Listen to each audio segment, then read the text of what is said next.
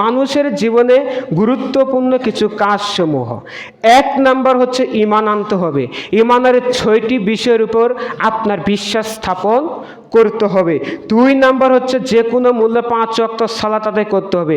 নারী পুরুষ উভয় একই পদ্ধতিতে সালাত হবে, আপনার কোনো পার্থক্য নেই।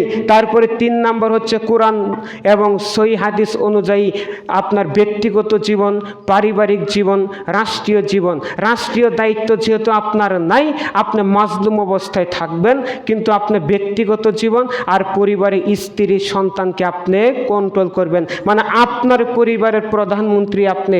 আর প্রত্যেকে দায়িত্বশীল, কিয়ামতের মাঠে প্রত্যেকে দায়িত্ব সম্পর্কে কি করা হবে? জিজ্ঞেস করা হবে। তারপরে হচ্ছে 4 নাম্বার মানুষের হক আদায়, আপনার বনের জমির হক আদায় করতে হবে। তাহলে যে আপনাকে গরিব দুঃখীর হক মেরে খাওয়া চলবে না, মানুষের হক আদায় করতে হবে। 5 পাপ থেকে বিরত থাকতে হবে। পাপ করলে আল্লাহর রাগ বেড়ে যায়, তাই সমস্ত ছোট পাপ বড় পাপ থেকে বিরত থাকতে হবে। 6 ভালো চরিত্র আখলাক গঠন করতে হবে। 7 জ্ঞান অর্জন করতে হবে আমল করার নিয়তে।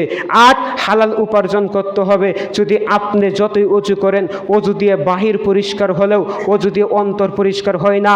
অন্তর পরিষ্কার করতে হলে আপনাকে হালাল রুজি মানে খেতে হবে।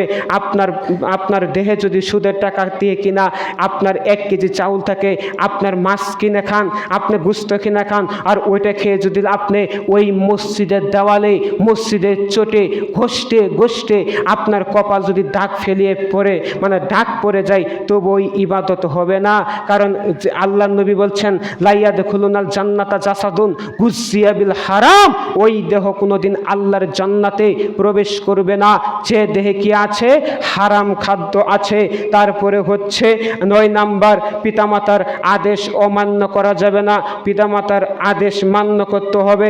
আবার কোরআনের আয়াত যে পিতামাতার সব আদেশই মানা যাবে না, তার একটা হচ্ছে যদি বাপ সন্তানকে বলে আব্বু তুমি আমার জন্য গোল্লিফ সিগারেট আনো তো দোকান থেকে, তখন আব্বুর কথা আর শোনা যাবে না। সম্মানিত উপস্থিতি, 10 নাম্বার হলো ভালো কাজের আদেশ করতে হবে আর মন্দ কাজের নিষেধ করতে হবে। এগুলো আপনাকে করতে হবে। এদেশে ভালো কাজের আদেশ করা সম্ভব হতো, ভালো হতে পারে, কেউ কিছু করতে পারে না, কিন্তু যখনই আপনি মন্দ কাজের নিষেধ করতে যাবেন তখনই সংগঠন একটা বড় অবদান রাখে। সেই কারণে সংগঠন হয়েছে।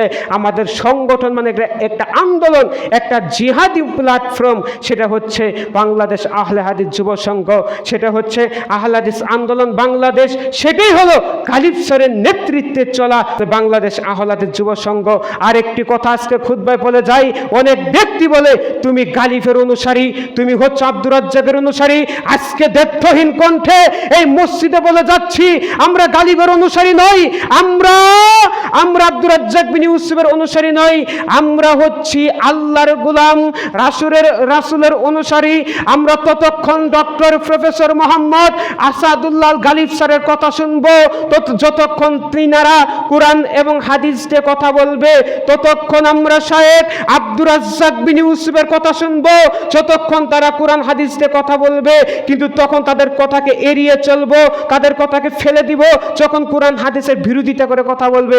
আমরা কোনো মানুষের পূজারি করি না, আমরা কোনো শায়েখের পূজারি করি না, আমরা ডাইরেক্ট আল্লাহর গোলাম, আমরা ডাইরেক্ট রাসূলের অনুসারী।